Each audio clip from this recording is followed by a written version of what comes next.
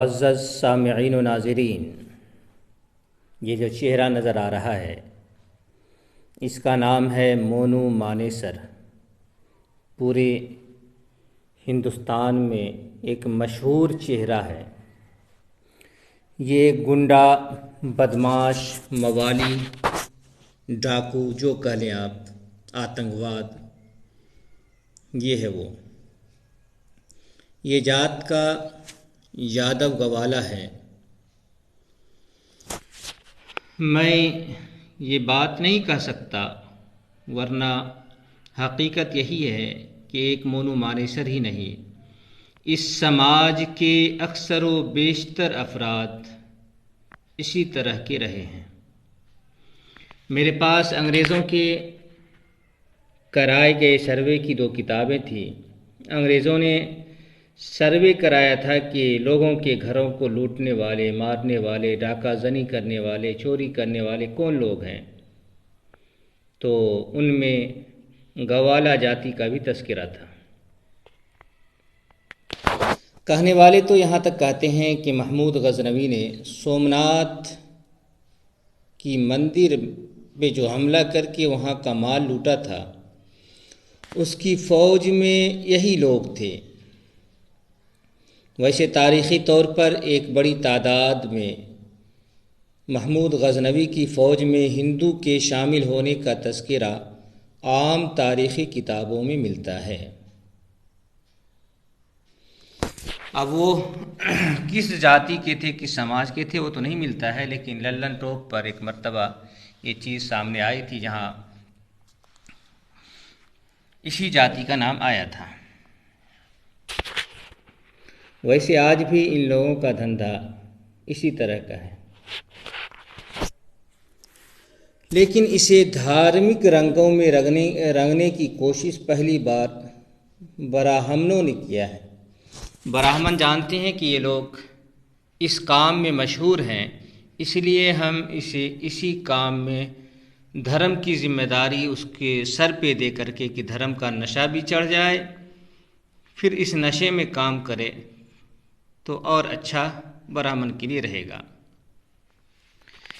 मैं अपनी कई वीडियो में बता चुका हूँ, बल्कि इनकी धार्मिक पुस्तकों से साबित कर चुका हूँ कि इन लोगों को ब्राह्मणों ने हिंदू इसलिए बनाया है ताकि मुसलमानों से लड़ सके, मुसलमानों को ख़त्म कर सके। ब्राह्मण अपने ब्राह्मण धर्म की हिफाजत के लिए शूद्रों को, जिनकी तादाद 85% है, मुसलमानों से लड़ा के दोनों को मरवा कर, दोनों को ख़त्म करके ही अपने धर्म की हिफाजत करना चाहता है। ब्राह्मण ये नहीं चाहता कि सिर्फ मुसलमान ख़त्म हो, ब्राह्मण ये चाहता है कि मुसलमान के साथ साथ शूद्र भी ख़त्म हो जाए। हम ये समझते हैं, या मुसलमान ये समझते हैं कि ब्राह्मण, आरएसएस, बजरंग दल, विश्व हिंदू परिषद मुसलमानों को ख़त्म करना चाहते हैं। इन लोगों के दिलों के अंदर सिर्फ मुसलमानों ही से नफ़रत है, पर शायद मुसलमानों को पता नहीं कि इनके दिलों में मुसलमानों से नफ़रत तो पिछले 100 साल से है। 100-200 साल बहुत हो गया, पर शूद्रों से नफ़रत कम अज़ कम पिछले 3000 साल से है। ये लोग मुसलमानों की हुकूमत में तो रह चुके हैं और रह सकते हैं, पर आप देख लें इनकी धार्मिक पुस्तकों में शूद्रों के राज्य, शूद्रों की हुकूमत की बात मिलती है कि फ़लाँ इलाके में शूद्रों की हुकूमत है, इस जाति की हुकूमत है, पर आपको कहीं ये बात नहीं मिलेगी कि कोई भी ऊंची जाति का आदमी शूद्रों की हुकूमत में रहा हो। ये बात किसी भी धार्मिक पुस्तक में आपको नहीं मिलेगी, बल्कि इसके बरखिलाफ़ बात मिलेगी। जैसा कि मनुस्मृति, पद्म पुराण और भी कई धार्मिक पुस्तकों में ये बात मिलती है कि जहाँ जिस देश में शूद्रों की हुकूमत हो, ऊंची जाति के अफराद को, लोगों को चाहिए कि उस हुकूमत को छोड़कर निकल जाए। यह है धार्मिक पुस्तक में बात लिखी हुई। शूद्र की हुकूमत में, शूद्र के राज में कोई भी ऊंची जाति के लोग नहीं रह सकते हैं। शूद्र की हुकूमत को ख़त्म करना इनके लिए सबसे बड़ी बात होती है। जहाँ शूद्र की हुकूमत हो गई, अगर इस हिसाब से अगर हम सोचते हैं तो 100% ये बात निकल के आती है कि शूद्र किसी भी सूरत में हिंदू नहीं है। यानी पुराने ज़माने के अंदर इनको हिंदू नहीं माना जाता था, उन्हीं शूद्रों को हिंदू माना जाता था जो शूद्र ब्राह्मण की ग़ुलामी में, क्षत्रिय की हुकूमत में, राज में रहता था और क्षत्रिय की सेवा और ख़िदमत और ग़ुलामी करता था। उसी शूद्र को हिंदू माना जाता था। लेकिन जो शूद्र अलग हो गए, अपना राज बना लिए, अपनी हुकूमत कायम कर लिए इसी देश के अंदर, तो उस शूद्र को हिंदू नहीं माना जाता था।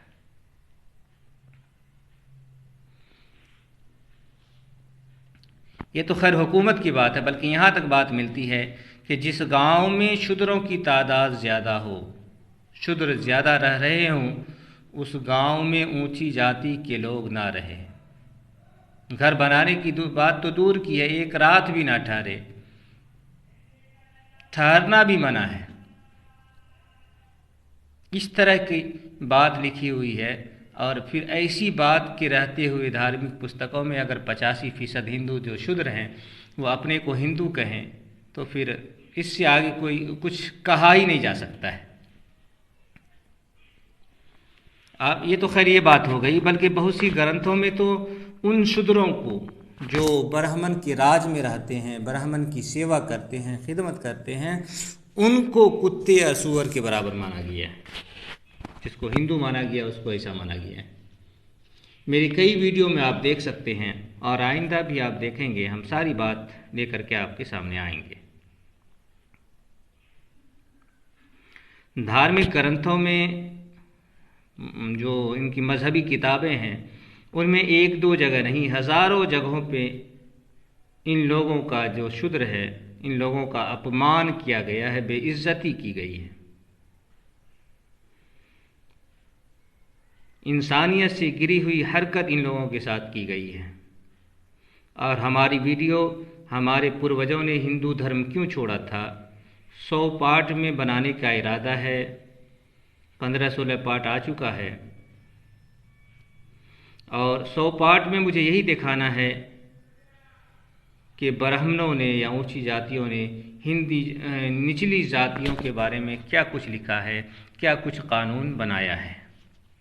तो वो सारे मजालिम, वो सारे जुल्म के कानून हम आपके सामने लेकर के आएंगे।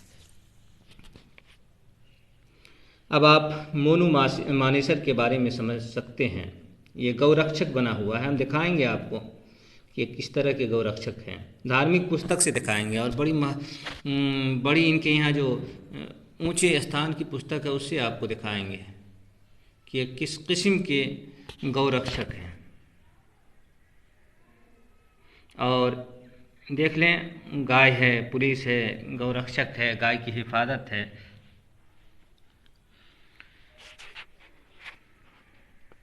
ये आदमी ब्राह्मण के इस्तेमाल में आ गया, ब्राह्मण ने कुछ लालच दिया और उसकी जाल में फंस गया।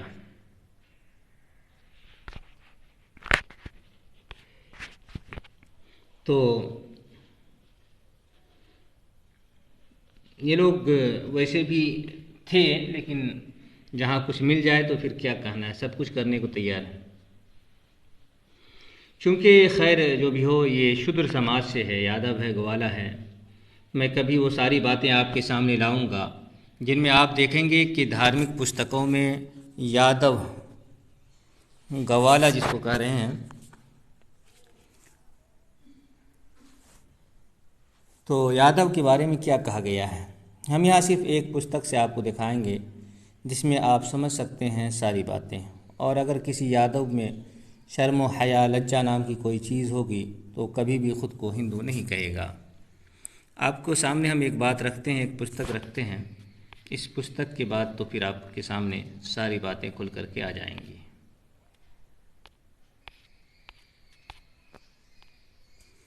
देखिए कितना मोहब्बत, कितना प्यार कर रहा है गाय से। देखिए ये है व्यास स्मृति दिखा सकते हैं हम आपको ऊपर से। व्यास स्मृति है। व्यास वो शख्स है कि जिसका इनकार करके ये कहे कि हम व्यास को नहीं मानते हैं। व्यास को ना मानने से हिंदू धर्म ही ख़त्म हो जाएगा, क्योंकि हिंदू धर्म में सारा कुछ किया धरा इसी का है। तो व्यास स्मृति के अंदर व्यास जी क्या लिखते हैं देखें।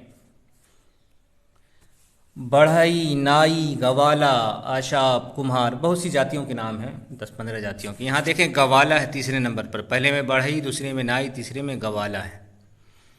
और भी यहाँ देखे लिखा है मछेरा, शौपच और कोलक। और देखें यहाँ ऊपर के पहले लाइन से किनारे में देखें क्या लिखा है। और जो गाय का भक्षण करने वाले हैं, यानी गाय खाने वाले हैं। तो ऊपर सारी जातियों का नाम आ गया और यहाँ नीचे लिखा वो लोग जो गाय खाते हैं, ये सब अंत्यज, नीच जाति कहे गए हैं।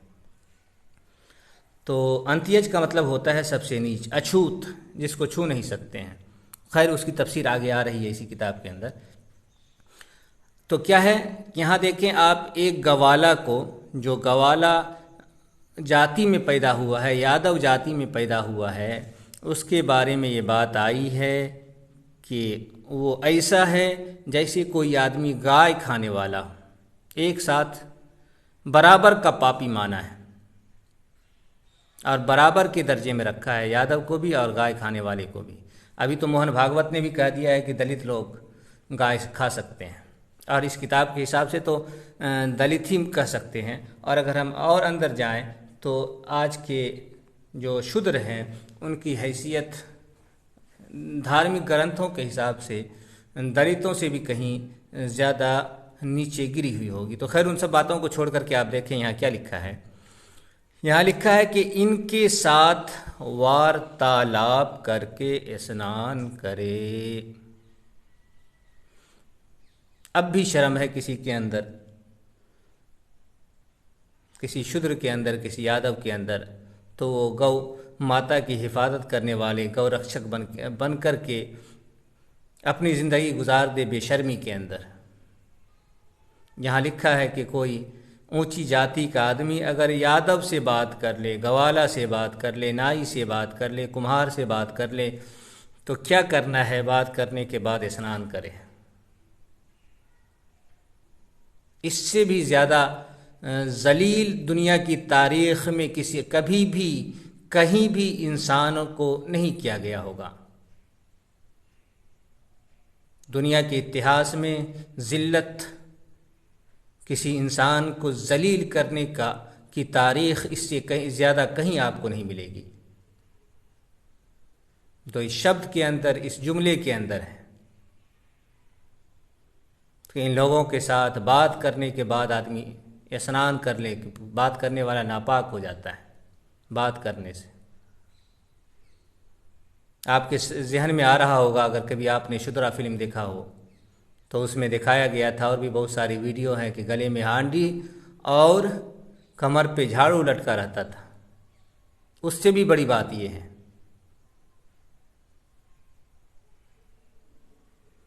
आगे और देखे क्या लिखा। और इनका दर्शन होने पर सूर्य का दर्शन करे। अगर ये लोग नज़र आ जाएं तो फौरन सूर्य देवता को देख लें कि वो पाप को हर लेंगे। यानी देखने से आँख भी नापाक हो जाती है, कि सूर्य देव को देखेंगे तो आँख फिर पवित्र होगी। ये है व्यास स्मृति का अध्याय 1 मंत्र 10-11। आप देख सकते हैं 10, 11, 12, 10, 11, 12 का मंत्र है। ये मेरे बाप की लिखी हुई किताब नहीं है, ये ब्राह्मणों के बाप की लिखी हुई किताब है। अब इससे आप मोनू मानेसर का पूरा मामला और शूद्रों का पूरा मामला समझ सकते हैं कि शूद्र अगर आगे बढ़ रहे हैं हिंदू धर्म की हिफाजत के लिए, तो वो सिर्फ ब्राह्मण के बहकावे में है और कुछ नहीं है। वरना शूद्र समाज का हिंदू धर्म में यही इज्जत है। गवाला की इतनी इज्जत है कि देखने से आँख नापाक हो जाए। नाई की इतनी इज्जत है, बढ़ी की इतनी इज्जत है, कुम्हार की इतनी इज्जत है, और पता नहीं माली है, और कितने बहुत सारी जातें हैं जिसको तो हम जानते भी नहीं। मछेरा है, मछेरा बहुत बड़ी तादाद हिंदुस्तान के अंदर है। तो इन लोगों के बारे में ये बात आई है। अब कोई भी मेरी वीडियो सुनने के बाद ये नहीं कह सकता है कि ये समाज खैर वो छोड़ें, जिन जिन जातियों के नाम यहाँ पे आ गए हैं उन जातियों को जो भी इस वीडियो को देख ले और व्यास स्मृति के इस मंत्र को देख ले, तो फिर कभी भी अगर इस जाति के अफराद देख लें तो मुझे नहीं लगता कि कभी ये लोग खुद को हिंदू कहेंगे। तो खैर बात बहुत लंबी हो गई, मोनू मानेसर पे ज़्यादा बोलना था, लेकिन आप यूट्यूब पे बहुत सारी वीडियो आई है जो जिसमें उसकी असलियत बताई गई है, आप उससे भी समझ सकते हैं कि ये लुटेरा है, ना कि धर्म की हिफाजत करने वाला गौरक्षक धर्म रक्षक। हो ही नहीं सकते हैं। ये ब्राह्मण के फैलाए हुए जाल में फंसे हुए लोग हैं। ब्राह्मण ने दौलत दे करके और लड़की वगैरह को सौंप करके इस तरह से अब इसको घुमा दिया है, अंदर से फंसा दिया है कि ब्राह्मण के खिलाफ हो ही नहीं सकता है। तो ये सारी बातें आपके सामने आई, और इसी तरह से ब्राह्मण फंसाता है, किसी को फंसाता है तो लोभ लालच दे करके दो चार बड़े बड़े पाप करवा करके उसका रिकॉर्ड रख लेता है और फिर सारी ज़िंदगी पाप के रास्ते पर चलवा करके यही समझता है कि इसी तरह से हमारे धर्म की हिफाजत होगी। तो खैर वीडियो लंबी हो गई, हम बात ख़त्म करते हैं।